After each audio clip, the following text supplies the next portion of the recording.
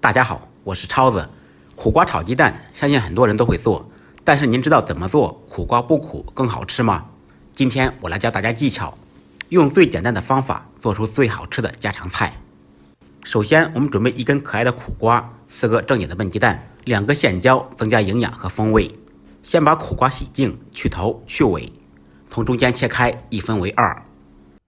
用勺子刮掉瓜瓤，尽量刮干净一点。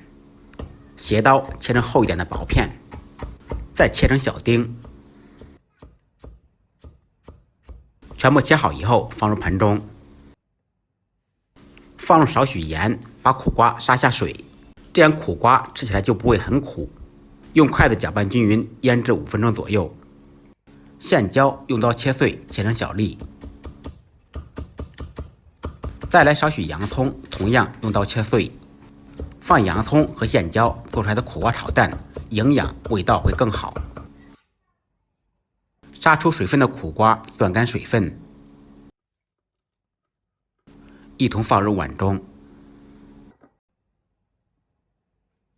单手打入准备好的鸡蛋，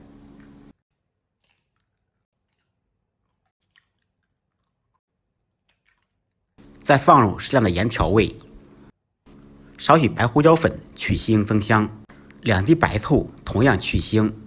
放白醋炒的鸡蛋更加蓬松暄软。用筷子彻底搅拌均匀。起锅，锅烧热，放入少许油先润锅，这样炒蛋不会粘锅。油热以后，把油倒出，再次把锅烧热，重新放入油。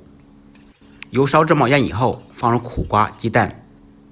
高油温炒鸡蛋，炒的鸡蛋才会蓬松暄软，没有腥味。